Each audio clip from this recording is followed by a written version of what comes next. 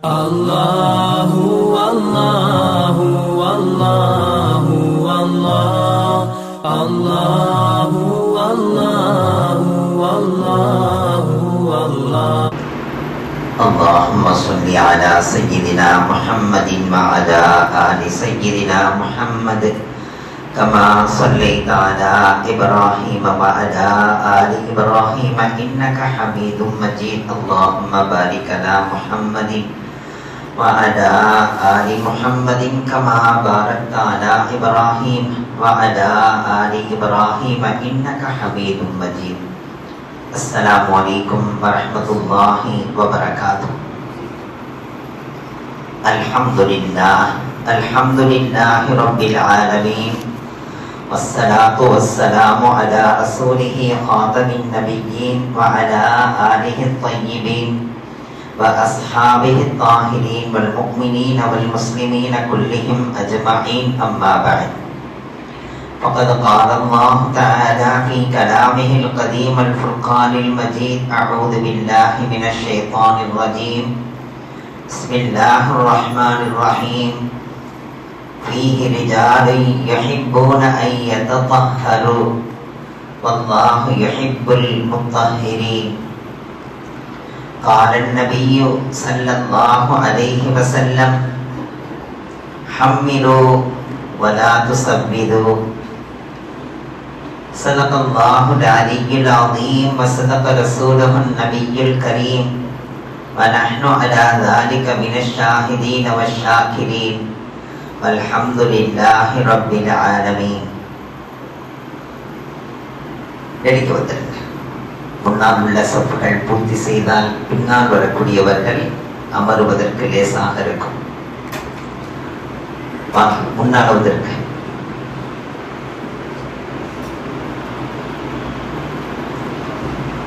அல்ஹம்துலில்லாஹ், அல்லாஹ்வின் கருணையை கொண்டு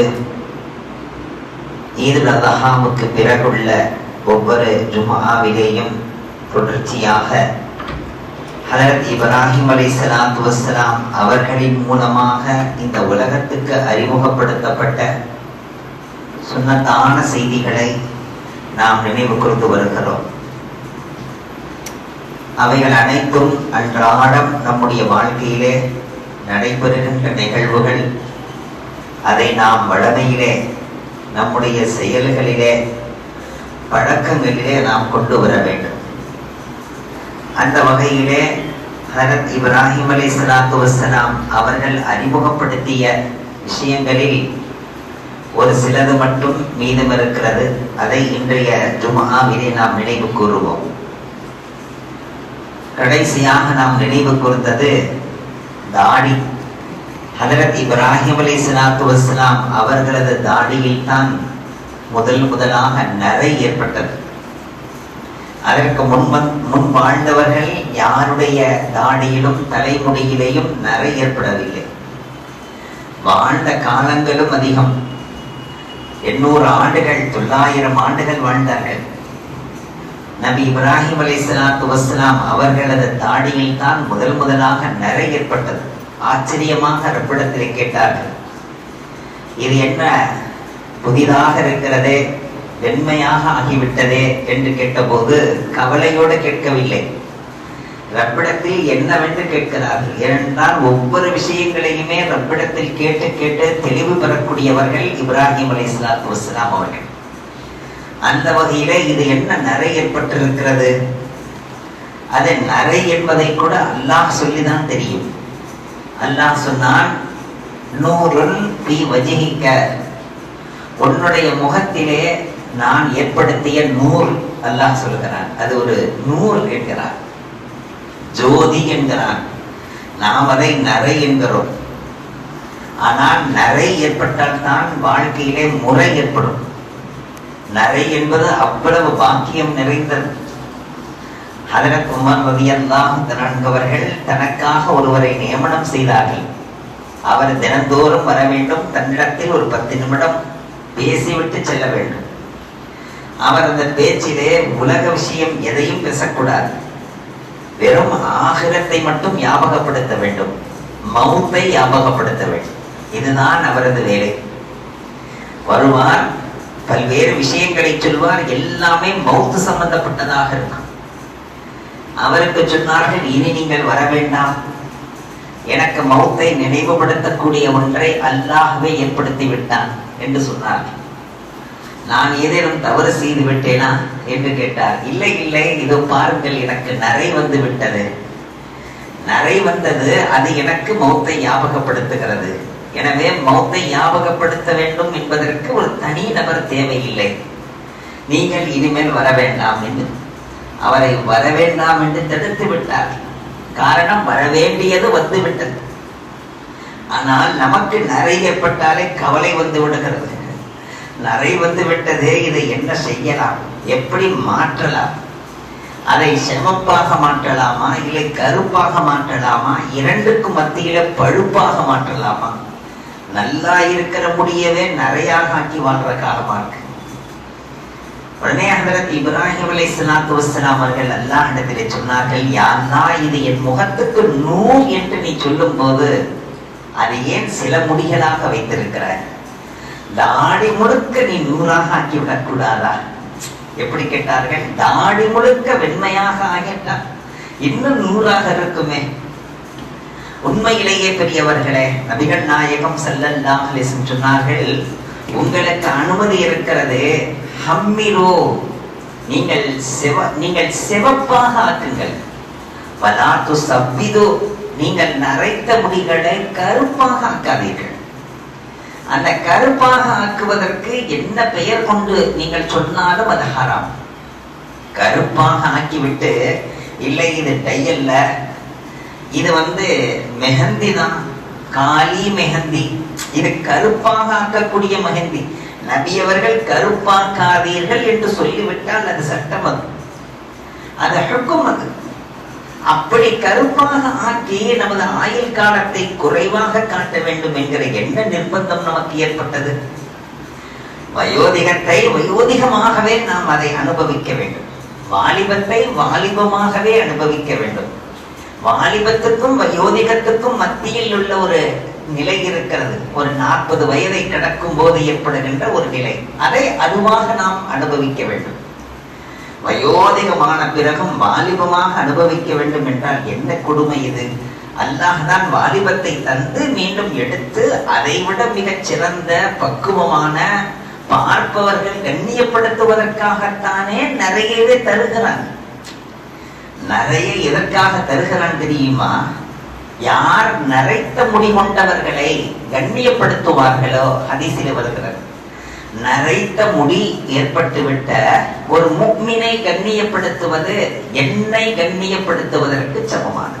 ஹதீஸிலே வருகிறது, யாருக்கு நரை ஏற்பட்டு விட்டதோ, ஒரு முஃமினான மனிதர், நரை ஏற்பட்ட மனிதர், அவரை நீங்கள் கண்ணியப்படுத்துவது என்னை கண்ணியப்படுத்துவதற்கு சமமானது. நீங்கள் அப்படி அவரை கண்ணியப்படுத்தினால் உங்களுக்கு நரை ஏற்படுகிற நேரத்திலே, உங்களுக்கு வயோதிகம் வரும்போது உங்களை கண்ணியப்படுத்துவதற்காக ஒரு கூட்டத்தை நான் ஏற்பாடு செய்வேன். எவ்வளவு பெரிய வாக்குறுதி பார்த்தீர்களா? உடனே ஹதரத் இப்ராஹிம் அலைஹிஸ்ஸலாத்து வஸ்ஸலாம் சொன்னார்கள், தாடி முழுக்க நரை ஏற்பட்டால் நன்றாக இருக்குமே ரப்பே என்று கேட்டார். அதனுடைய தத்துவம் உடனே புரிந்து விட்டது. நமக்கு அது புரியாத காரணத்தினால்தான் அந்த முடியை ஒன்று கருப்பாக ஆக்க பார்க்கிறோம், இல்லை என்றால் முழுமையாக களைந்து விடுகிறோம். தாடி வைப்பது சுன்னத் என்றால் தாடியை களைவது என்ன? ஹராம். தாடியை எடுப்பது, வலுவலில் என்று சேவை செய்வது ஹராமாக இருக்கிறது. எனவே தாடி வைக்க வேண்டும். அதுதான் அழகு, அதுதான் ஆண்மையின் அடையாளம், அதுதான் ஆளுமையின் அடையாளம், அதுதான் பிறருடைய பார்வையிலே கண்ணியமாக பார்க்க வைக்கும். இன்னும் சொல்ல போனால் நம்மை நாமே திருத்திக் கொள்வதற்கு அது காரணமாக அமையும். என்னுடைய நண்பர் ஒருவர் இருந்தார், நல்ல பட்டதாரி, படித்தவர். மிக சின்ன வயசிலேயே ரப்பு அவரை அழைத்துக் கொண்டார். மிக உயர்ந்ததொரு பெருந்தகையினுடைய பெண்ணை திருமணம் முடித்து வாழ்ந்தார். அவர் இங்கே சதக் இன்ஜினியர் காலேஜிலே படிக்கிற போது அவருடைய தாடையிலே ஒரு 4 முடி. ஹார்மோன் பிரச்சனையினால் தாடி வளரவில்லை. ஆனால் தாடியின் மீது அவ்வளவு ஆசை. அந்த 4 முடியை தடவி தடவி கொடுத்து கொண்டே பேசுவார். பேசினால் மார்க்க மட்டுமே பேசுவார். அவ்வளவு நல்ல மனிதர். தாடியை தடவி கொண்டே பேசுவார். ஆசை, ஆனால் வளரவில்லை தாடி. ஒரு 4 முடி மட்டும்தான். அந்த பையனிடத்திலே எந்த அளவுக்கு வெட்கங்கெட்ட காலத்தில் வாழ்கிறோம் என்பதற்காக சொல்கிறேன். நாளை நீங்கள் கல்லூரிக்கு வரும்போது இந்த 4 முடி இல்லாம உங்களை பார்க்கணும்னு ஆசையா இருக்கு என்று வெட்கங்கெட்டு ஒரு இஸ்லாமிய பெண் சொன்னாலாம். உடனே மிக கோபத்துக்குள்ளாகி, நீ எல்லாம் ஒரு முஸ்லிமான பெண்ணாக இருக்கிறாய், இஸ்லாமிய குடும்பத்தில் பிறந்திருக்கிறாய், இறைவன் எனக்கு தீனை கொடுத்தான், மார்க்கத்தை தந்தான், அல்லாஹ்வின் அச்சம் கல்விலே இருக்கிறது, எனவே நான் தப்பித்துக் கொண்டேன்.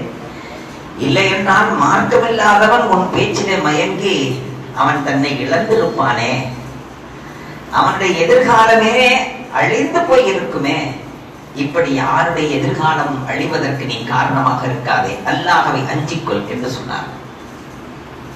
உடனே தௌபா செய்து கொண்டேன் என்றார். எதற்காகத்தான் இந்த தாடி என்பது அவ்வளவு உயர்ந்ததொரு அல்லாஹ்விடத்திலே தாடி வைத்து அந்த தாடி நரைத்து போகும் அளவுக்கு உலகத்தில் நான் வாழ வைத்து விட்டால் பிறகு அந்த மனிதர் கியாமத்திலே என்னிடத்தில் வந்தால் அவரை தண்டிப்பதற்கு நான் வெட்கப்படுகிறேன். யார் சொல்லுவது? அல்லாஹ் சொல்லுகின்றான், உன்னை உலகத்தில் வாழ வைத்தேன், தாடியும் வந்தது, தாடியும் நரைத்தது, நரைக்கின்ற அளவுக்கு உன்னை தண்டிக்காமல் விட்டு விட்டேன் உலகத்திலே, பிறகு இங்கே வந்த பிறகு உன்னை தண்டிப்பதாக? தாடி நரைத்து போய் உலகத்தில் வாழ்ந்து மறைந்த அந்த பெரியவரை நான் தண்டிப்பதற்கு வெட்கப்படுகிறேன் என்று அல்லாஹ் சொல்றான். அப்படி என்றால் இந்த தாடி எவ்வளவு முக்கியமானது நினைத்து பாருங்க. ஆனால் அந்த தாடியிலேயும் ஒரு அளவை அல்லாஹ் ஏற்பாடு செய்தான். நபி அவர்கள் அதை நமக்கு வெளிப்படுத்தினார்கள். நபி அவர்கள் சொல்லுகின்ற ஒவ்வொன்றுமே தானாக தன்னிச்சையாக சொல்வதல்ல, ரப்புடைய உத்தரவை தான் நபி அவர்கள் சொல்லுவார்கள். அந்த வகையில நபி அவர்கள் சொன்னார்கள், தாடி வைப்பது என்னது சுன்னத்தாக இருக்கிறது, ஹஜ்ரத் இப்ராஹீம் அலைஹிஸ்ஸலாத்தின் சுன்னத்தாக இருக்கிறது, நபிமார்கள் அனைவரின் சுன்னத்தாக இருக்கிறது, ஆனால் அதிலேயும் ஒரு அளவு இருக்கிறது என்று சொல்லி நபி அவர்கள் தனது கரத்தை பிடித்து காட்டினார்கள். ஒரு பிடி, தாடைக்கு கீழே ஒரு பிடி, அந்த ஒரு பிடிக்கு மேலே வளருகின்ற முடியை நீங்கள் கத்தரித்து அழகுபடுத்திக் கொள்ளுங்கள். நபிகள் நாயகம் ஸல்லல்லாஹு அலைஹி வஸல்லம், தாடி என்றாலும் அதற்கும் ஒரு அளவு இருக்கிறது. தொப்புள் வரையிலும் வைப்பதற்கு பேர் தாடி அல்ல. அதனை இஷ்ட பிரகாரம் தாடியை நீளமாக வைப்பதற்கும் ஷரியத்தில் அனுமதி இல்லை. ஏனென்றால் ஆரம்ப காலத்திலே ஷரியத்தை ஏற்காத யூதர்கள் இதுவரையிலும் வைத்திருந்தார்கள். மார்க்கத்தை ஏற்காத யூதர்கள் தொப்புள் வரையிலும் வைத்தார்கள். இன்றும் அதே போன்றுதான் வைக்கிறார்கள். ஆனால் அதே நிலையை நீங்கள் இப்பொழுதும் பார்க்கலாம். கலிமா சொன்ன முஸ்லிம்களிலே ஒரு பிரிவினர், கலிமா சொன்ன முஸ்லிம்களிலே மாற்றமெல்லாம் ஒண்ணும் இல்லை, அல்லாஹ் ஒருவன் என்று ஏற்றுக்கொண்டவர்கள், நபிகள் நாயகம் ஸல்லல்லாஹு அலைஹி வஸல்லம் அவர்களை கடைசி நபியாக ஏற்றுக்கொண்டவர்கள், மார்க்கத்தில் வேறு எதையும் புகுத்தக்கூடாது என்று நினைப்பவர்கள், ஷரியத்தை வலுவாக பின்பற்ற வேண்டும், அதிலே எந்த விதாத்துகளும் உள்ளே நுழைந்திடக்கூடாது, எந்த சடங்குகளும் உள்ளே நுழைந்திடக்கூடாது என்பதிலே கவனமாக இருக்கின்ற ஒரு பிரிவினர், அவர்கள் தலையிலே தொப்பு நீவதில்லை. தலையிலே தொப்பி நீவது என்ன, அது என்ன ஃபர்ஸா வாஜிபா என்று கேட்பவர்கள். ஆனால் தாடியை பார்த்தால் தொப்புள் வரையிலும் வைக்கிறார். இந்த தாடியை தொப்புள் வரையிலும் வைப்பதற்கு நபி அவர்கள் அனுமதி தந்தார்களா என்று அல்லாஹ் அவர்களது கல்விலே புரிய வைக்க வேண்டும். ஏனென்றால் ஒரு பிடி, அந்த ஒரு பிடிக்கு மேலாக இருந்தால் அதை நீங்கள் கத்தரித்து அழகுபடுத்திக் கொள்ளுங்கள் என்றார்கள் நபிகள் நாயகம் ஸல்லல்லாஹு. சில நேரங்களில் மார்க்கம் அறிந்த, மார்க்கத்தை விளங்கிய, மார்க்கத்தை போதிக்கின்ற சில நபர்களிடத்திலும் கூட இந்த தவறு நிகழ்ந்து விடுகிறது.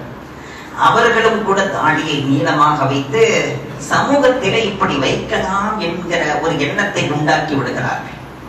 இது ஷரியத்திலே தடை செய்யப்பட்ட விஷயம் என்பதை கல்விலே கொண்டு போய் சேர்க்காத குற்றவாளிகள். அல்லாஹ் நம்மை பாதுகாக்க வேண்டும். என்ற தாடி என்பதை நபி அவர்கள் இன்னும் சொல்லும் போது, அது கன்னத்தில் முளைக்கின்ற முடிகளுக்கு பெயர் தாடி அல்ல, தாடையில் வளருகின்ற முடிகளுக்கு பெயர் தான் தாடி. எனவே கன்னத்தில் வருகின்ற முடிகளை நீங்கள் அழகுபடுத்திக் கொள்ளுங்கள், ஒதுக்கிக் கொள்ளுங்கள். ஆனால் விளக்கம் இல்லாததின் விளைவு, ஜஹாலத்தின் விளைவு, முகத்தில் வருகின்ற முடியெல்லாம் தாடிதான் என்று நினைத்துக் கொண்டு கண்ணுக்கு கீழிருந்து தொடங்குது தாடி. சிலருக்கு கண்களின் கீழ் வட்டத்திலே வருகின்ற, கன்னத்தில் வருகின்ற முடிகளை எல்லாம் களையாமல் அப்படியே வைத்தால் பார்ப்பதற்கு எப்படி இருக்கும் நினைத்து பாருங்கள். நபிகள் நாயகம் ஸல்லல்லாஹு அலைஹி வஸல்லம் சொன்னார்கள், அழகுபடுத்துங்கள், பார்ப்பதற்கு சீனத்தாக இருங்கள் என்றார். அப்படி வெள்ளை நிற முடிகள் வந்துவிட்டால், நரை முடிகள் வந்துவிட்டால் அதை சிவப்பாக ஆக்குங்கள், கருப்பாக ஆக்கி விடாதீர்கள். யார் அதை கருப்பாக ஆக்குவார்களோ அவர்கள் சுவனத்தின் வாடையை கூட நுகர மாட்டார்கள். ஹதீஸ்ல வரும், யார் அதை கருப்பாக்கிக் கொள்வார்களோ அவர்கள் சுவனத்தின் வாடை, சுவனம் அல்ல, சுவனத்தின் வாடை பல மைல்களுக்கு அடிக்கும், அதை கூட நுகரும் பாக்கியம் இல்லாமல் ஆவார்கள். அல்லாஹ் நம்மை பாதுகாக்க வேண்டும். இது விஷயத்திலே நமக்கு விளக்கம் நிச்சயம் வேண்டும் என்பதற்காக சொல்கிறேன். நல்ல தொழுகையாளிகளாக இருப்பார்கள், கருகரு என்று வைத்திருப்பார்கள். அந்த முடியினுடைய அந்த வேர் பகுதியெல்லாம் வெள்ளையாக தெரியும், அதனுடைய கீழ்ப்பகுதியெல்லாம் கருப்பாக இருக்கும். ஏனென்றால் இப்பொழுது புதிதாக வளர்ந்து வரக்கூடிய முடி தன்னுடைய அசல் நிலையிலே வெண்மையாக இருக்கும். இவர்கள் தாடிக்கு தடவிய, தலைக்கு தடவிய அந்த டை இருக்கல்லவா கருமையாக இருக்கும். இவர்களுடைய ஒது கூடாமல் போய்விடும், இவர்கள் குளித்தால் குளிப்பு கூடாமல் போய்விடும். எப்பொழுது ஒதுவும் கூடாதோ குளிப்பும் கூடாதோ தொழுகையெல்லாம் கூடுமா? ஜனாபத்துடைய குளிப்பு நிறைவேறுமா? ஏன் இப்படி சட்டம் வந்திருக்கிறது தெரியுமா? அந்த டை அடித்த முடியை நம்முடைய நெகக்கண்களால் இழுத்தால் கையிலே அது டோப்பா மாதிரி, அந்த முடிக்கு மேலே ஒரு டோப்பா மாதிரி இருக்கும், அதை உருவினால் வந்துவிடும். எனவே தான் மெஹந்தி போட்டுக் கொள்ளுங்கள் என்றார்கள். மெஹந்தி இருக்கல்லவா, அதுவும் மருதாணி தூளாக இருக்கிற போது அதிலே பலதையும் கலந்து விடுகிறார்கள். இலையாக இருந்தால் இலையை நாமே அதை அரைத்து நமது கண்களுக்கு தெரிந்து வைக்கலாம். அப்படி வைக்கும் பொழுது அந்த முடிக்கு மேலே டோப்பாவாக ஆவதில்லை. எனவேதான் அதை அனுமதித்தார்கள். நபிகள் நாயகம் ஸல்லல்லாஹு அலைஹி வஸல்லம் அவர்களை சந்திக்க வந்த ஒரு சஹாபி தலையெல்லாம் பஞ்சு போன்று இருந்தது. அவரது தாடி பஞ்சு போல இருந்தது, வெண்மை, அவ்வளவு வெண்மையாக இருந்தது. நபி அவர்கள் சொன்னார்கள், முதலில் சென்று நீங்கள் இதை நிறம் மாற்றிவிட்டு வாருங்கள், இந்த வெண்மையின் நிறத்தை மாற்றிவிட்டு வாருங்கள் என்றார்கள். இந்த ஹதீஸை வைத்துக் கொண்டு எந்த நிறம் வேண்டாலும் மாற்றலாம் என்று ஒருவர் பேசிக்கொண்டு திரிகிறார்.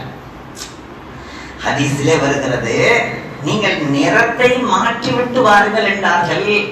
கருப்பு என்று சொன்னார்களா, சிவப்பு என்று சொன்னார்களா என்றெல்லாம் கேட்டுக்கொண்டு திரிகிறார்.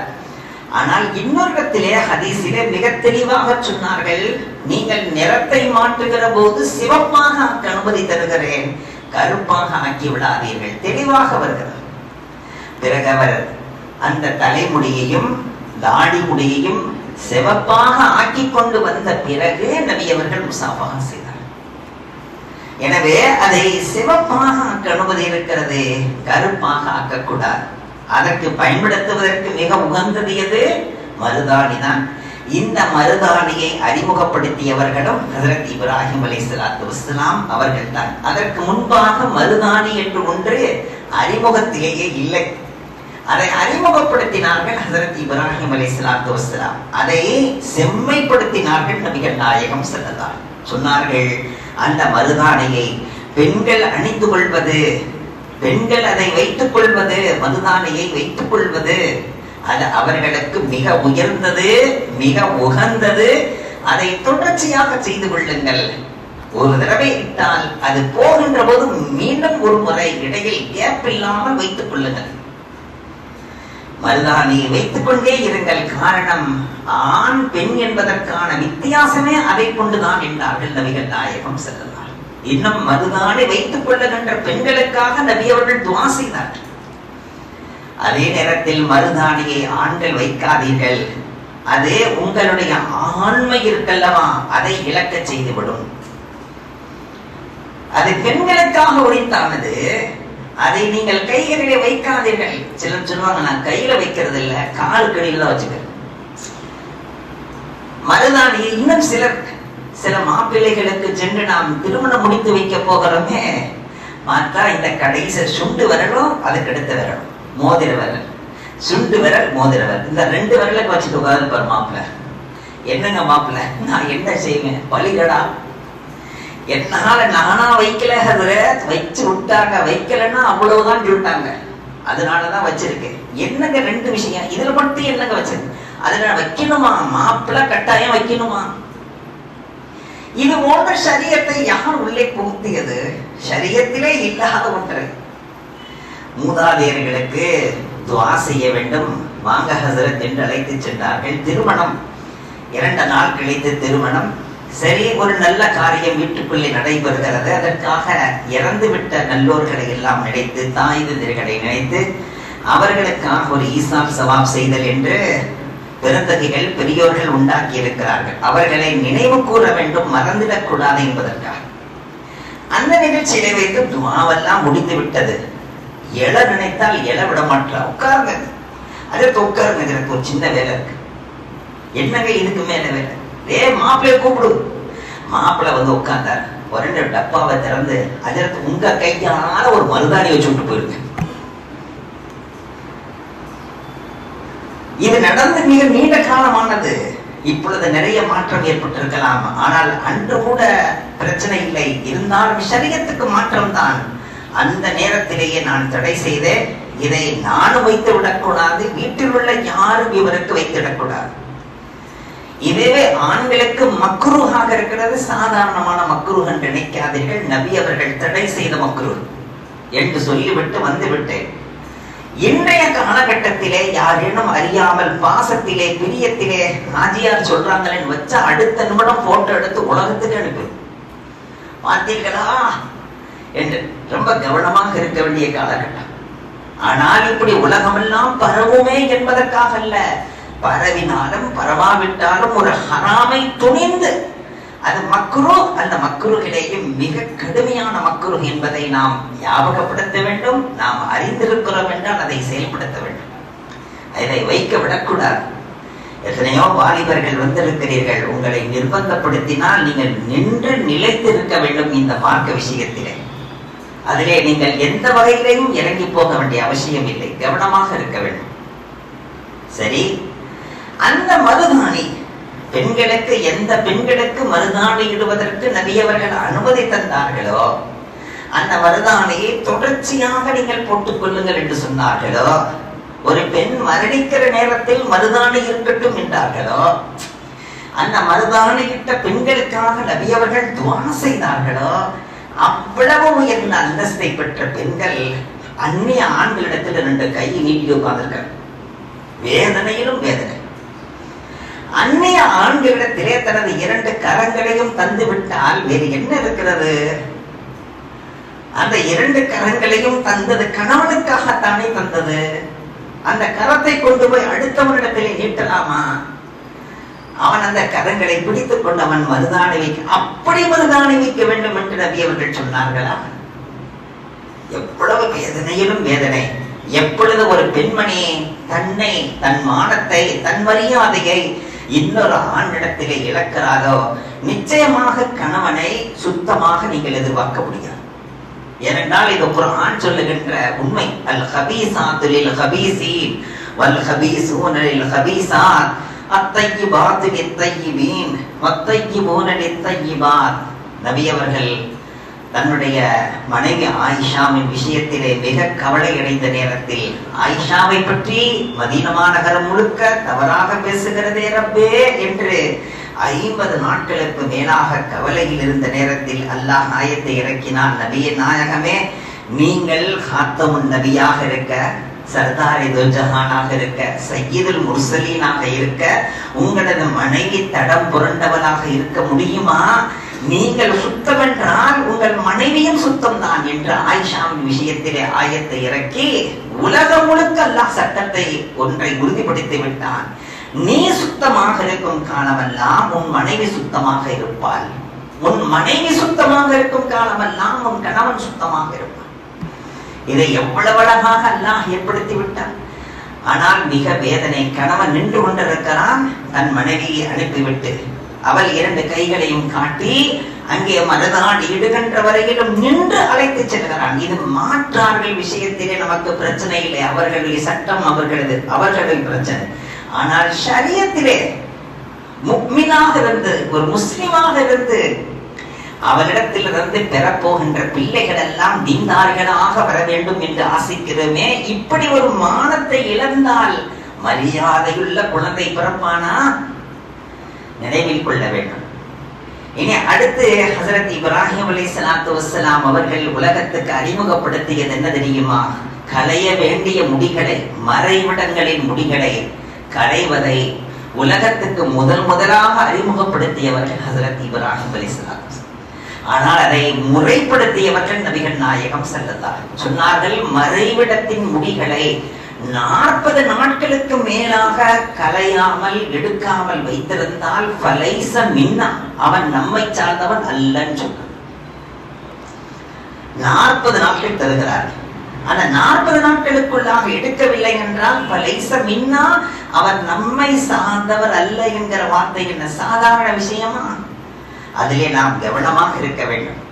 இனி ஹஜரத் இப்ராஹிம் அலைஹிஸ்ஸலாத்து வஸ்ஸலாம் அவர்கள் தான் இஸ்தின்ஜா செய்த பிறகு, சிறுநீர் கழித்த பிறகு, மலம் ஜலம் கழித்த பிறகு தண்ணீரை கொண்டு சுத்தம் செய்தல் என்பதை உலகிற்கு அறிமுகப்படுத்தியவர்கள் இப்ராஹிம் அலைஹிஸ்ஸலாத்து வஸ்ஸலாம்.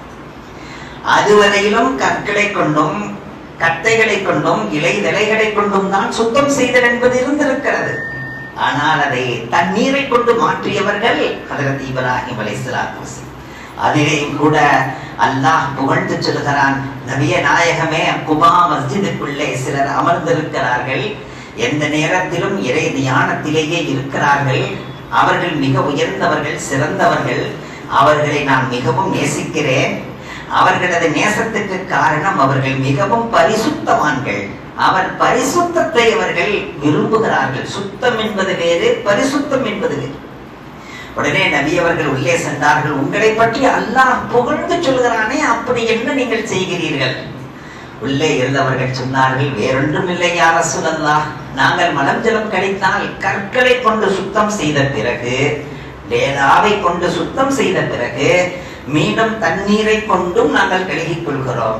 அது அல்லாஹுக்கு மிகவும் பிடித்திருக்கிறது போல் தெரிகிறது. இதற்காகத்தானே அல்லாஹ் புகழுகிறான் என்றார்கள் நபிகள் நாயகம் ஸல்லல்லாஹு அலைஹி வஸல்லம். ஒரு காலம் இருந்தது, பள்ளிவாசல்களிலே எனக்கு தெரிந்து சிறு வயதிலே மண்ணை கரைத்து அதை கொண்டு சின்ன சின்னதாக ஊத்தி வைப்பார்கள். நேரா அதை எடுத்து ஒவ்வொரு தொட்டியாக அமைத்ததைக்குள்ளே போட்டு வைத்திருப்பார்கள். அதை கொண்டு அவர்கள் அழகாக இஸ்தின்ஜா செய்துவிட்டு பிறகு தண்ணீரை கொண்டு கழுகுவார்கள். லேலாவை கொண்டு பிடித்து விட்டு பிறகு தண்ணீரை கொண்டு கழுகும் ஒரு காலம் இருந்தது. சுத்தத்தை விரும்புகின்ற ஒரு காலம். இப்பொழுது அவசர யுகம், வேகமா வர்றதை பார்த்தாலே தெரிகிறது சிறுநீருடைய அவசரம் இருக்கிறது என்று. ஆனால் அடுத்த நிமிடம் பள்ளிக்குள்ள 2வது ரக்காத்தில் இருக்கார். இவ்வளவு சீக்கிரத்திலே அவர் இஸ்தின்ஜா எப்படி செய்தார், எப்படி அவர் கழுவினார்? எனவேதான் ருக்கூவில் வைத்து சுஜூதில் வைத்து மிச்சமுள்ள சொட்டுகள் சொட்டி விடுகின்றன. தொழுகையும் வீணாகி விடுகிறது, ஒதுவும் முறிந்து விடுகிறது. கடைசி சொட்டு வரையிலும் நீங்கள் அமர்ந்திருங்கள் என்றார்கள் நபிகள் நாயகம் ஸல்லல்லாஹு. நிம்மதியாக இஸ்தின்ஜாவை செய்யுங்கள், நிம்மதியாக கழுகிக் கொள்ளுங்கள். ஏனென்றால் நான் பார்க்கிறேன், நீங்கள் சாதாரணமாக கருதும் இந்த விஷயம் கபரிலே கடும் வேதனைக்கு காரணமாகிறது. இதோ இந்த கபர்வாசி கடுமையாக வேதனை செய்யப்படுகிறார் என்று சொல்லிவிட்டு அவருக்கு வேதனை ஒன்றும் பெரிய விஷயத்துக்கல்ல, அதாவது நீங்கள் எதை சாதாரணமாக கருதுவீர்களோ அதற்காக வேதனை செய்யப்படுகிறார். யார சொல்லுங்க, நாங்கள் எதை சாதாரணமாக கருதுகிறோம்? வேறொன்றுமில்லை, இஸ்தின்ஜா செய்துவிட்டு, அதாவது சிறுநீர் கழித்து விட்டு இஸ்தின்ஜா செய்வதிலே, சுத்தம் செய்வதிலே கவனக்குறைவாக இருக்கிறீர்களே, அதனுடைய துகள்கள் உங்கள் மீதே வந்து விழுகிறது. அதை பற்றி நீங்கள் கவனிப்பதில்லை. நின்று சிறுநீர் கழிக்கிறீர்கள் சில இடங்களிலே, அது அங்கே பட்டு உங்கள் மீதே தெரிக்கிறது, அதன் மீது கவனம் செலுத்துவதில்லை. அதற்காக அங்கே அதாபு செய்யப்படுகிறது. எனவே இஸ்திஞ்சா என்பது நபி அவர்கள் மிக கவனமாக இருக்க வேண்டும் என்று சொல்லி தந்த விஷயம். அதிலே மிக கவனமாக நாம் இருக்க வேண்டும். பிறகு நபி அவர்கள் சொன்னார்கள், ஹத்தனா செய்வது. ஹஜ்ரத் இப்ராஹிம் அலைஹிஸ்ஸலாத்து வஸ்ஸலாம் அவர்கள் வரை ஹத்தனாவின் முறை அல்லாஹ்வினால் ஏற்படுத்தப்படவில்லை. நபி இப்ராஹிம் அலைஹிஸ்ஸலாத்து வஸ்ஸலாம் அவர்களுக்கு 120 வயதாக இருக்கும் போது அல்லாஹ் உத்தரவிடுகின்றான், ஹத்னா செய்து கொள்ளுங்கள் என்று.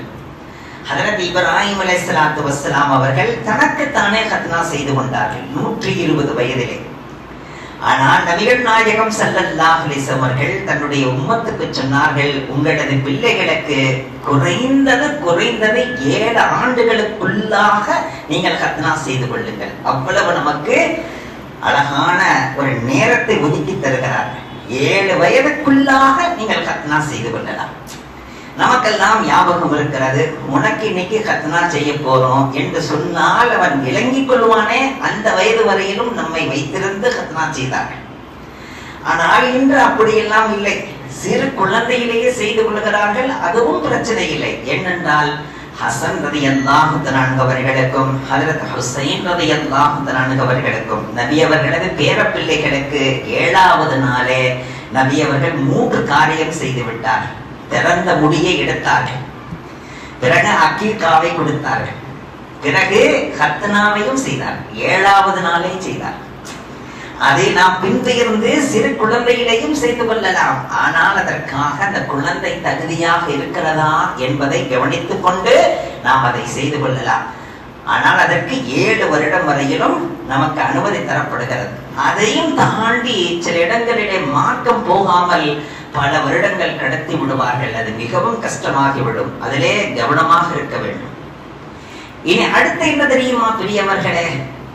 வீட்டுக்கு விருந்தாளிகள் வருவது, அந்த விருந்தாளிகளுக்கு உணவு தருவது, அவர்களை உபசரிப்பது, வழிபோக்கர்களை உபசரிப்பது, அவர்களுக்கு உணவு தருவது, அவர்களை தனது திண்ணையிலே படுக்க வைத்து அனுப்புவது, இந்த சுன்னத்துகள் அனைத்தையும் இந்த உலகுக்கு அறிமுகப்படுத்தியவர்கள் ஹஜ்ரத் இப்ராஹிம் அலைஹிஸ்ஸலாத்து வஸ்ஸலாம். அதற்கு முன்பாக வழிபோக்கர்களுக்கெல்லாம் உணவு கிடையாது. அவர்களை தங்க வைப்பதோ உணவு கொடுப்பதோ என்கிற வழிமுறை கிடையாது. ஆனால் நபி அவர்கள் ஹஜ்ரத் இப்ராஹிம் அலைஹிஸ்ஸலாத்து வஸ்ஸலாம் அவருடைய சுன்னத்தை மிகவும் அழகுபடுத்தி சொன்னார்கள். அல்லாஹ் உம்மிடத்தில் ஒரு விருந்தாளியை அனுப்புகிறான் என்றால் உன்னுடைய செலவல்ல, அவருக்குரிய உணவு உன்னிடத்தில் ஏற்கனவே தரப்பட்டு அதைத்தான் அவருக்கு தருகின்றீர்கள். அவர்கள் தாங்களாக வந்து உங்கள் உணவை சாப்பிடுவதில்லை, அவர்கள் தங்களின் உணவை சாப்பிட வருகிறார்கள். எனவே அவர்களுக்கு நிம்மதியாக நீங்கள் உணவு கொடுங்கள். அதை அல்லாஹ் உங்களுக்கு பல மடங்காக பெருக்கி தருவார். யாருடைய வீட்டுக்கு அதிகம் விருந்தாளிகள் வந்து செல்கிறார்களோ அவரது வீட்டிலே பரக்கத்துகளை அல்லாஹ் குறைக்கவே மாட்டார். தலைமுறையாக அவர்கள் செல்வந்தர்களாகவே இருப்பார்கள் என்று நபியவர்கள் நமக்கு குஷ்கபரி அழகான நன்மாராயம் சொல்லி இருக்கிறார்கள். இனி கடைசியாக பார்த்தால் ஹஜ்ரத் இப்ராஹிம் அலைஹிஸ்ஸலாத்து வஸ்ஸலாம் அவர்கள் தான் எதிரிகள் விட்டு சென்ற பொருட்களுக்கு கனிமத் என்று பெயர். எதிரிகளோடு போரிடுகிற போது எதிரிகள் தோல்வியுற்றால் அவர்கள் அங்கிருந்து ஓடி விடுவார்கள். அவர்கள் கொண்டு வந்த வஸ்துக்களை எல்லாம் போட்டுவிட்டு